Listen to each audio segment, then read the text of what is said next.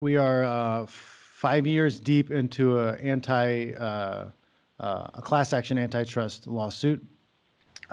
We believe that they're using monopoly. They have a monopoly and they've used monopsony practices to order to enforce it and whatever. And we believe this is a purposeful strategy that they've employed. We represent every fighter that's ever fought for the UFC from I can't remember the exact date, but a certain point in 2010 all the way till today.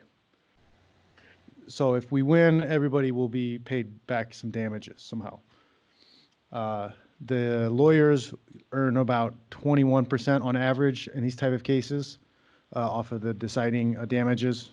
It's an antitrust case. It's antitrust case, federal antitrust case. So if they're found guilty, they have to pay treble in damages. So 3 times what we're claiming they exploited or took from us, which I think one of the numbers is close to 1.2 billion. It's like 800,000 to 1.2 billion, one of those, somewhere in there. We just finished this last August with evidentiary hearings. So what that was is we went into the court and our side presented its case through its experts and their side presented their case through their experts, and they cross-examined and whatever. So that the judge could get a look at all the experts and determine for himself who's really telling the truth, basically, come up with his own decision. So now, since that's over with, we have up to a year to wait for his decision on that. And we're going to see if he moves forward with the case and gives us a class certification, which means we were all damaged by the UFC in the same way through their practices. So things so far are looking pretty good. I think, by next August, by the end of the summer, we should have some form of decision.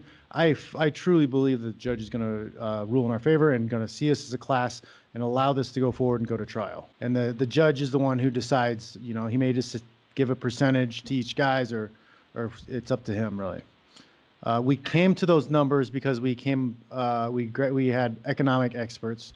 Hal Singer is one of the more well-known ones that we used, and they came up with their own models of the business and the money. They compared it to other sports, other professional sports, what they make, what they pay their athletes, the percentages involved, in order to make a strong case showing that they're underpaying the athletes. I think Hal Singer came up with the number of like something around 60%. You have to check. All this stuff is public, but it should be, he's somewhere around 60%. He guessed.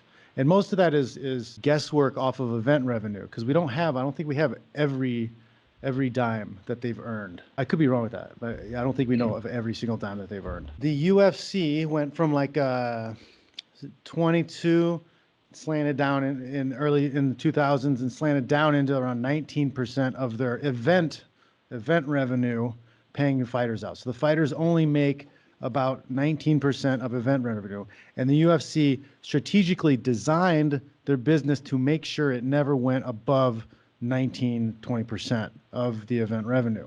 Now remember, event revenue is only about 50% of their revenue. Not only are they only paying fighters 19% of event revenue, first off, that's less than college athletes make. Right? There's all this big stink about college athletes getting paid for their money. College athletes make around 22%, I believe, of all of the total revenue that the NCAA makes, but that's given back into them to room and board, books, and stuff like that. So there's scholarship money.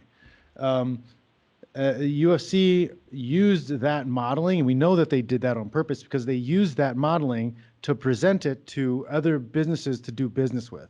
Look at the control we have over our athletes. Look at how we have them wedged in at this much money. They'll never make more than this much money.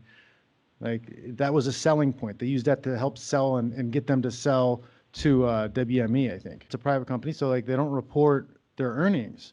Like, nobody knows how much they're making. We had to use a lot of court tactics to get access to a lot of the stuff they did get access to. So they do a lot of secret deals and secret contracts, and they play fighters against each other, and nobody knows what they're making. That's an old tactic used in business to be able to suppress people's wages. It's like, you're not allowed to know what anybody else makes. They did away with that everywhere else a while ago, but it's still here.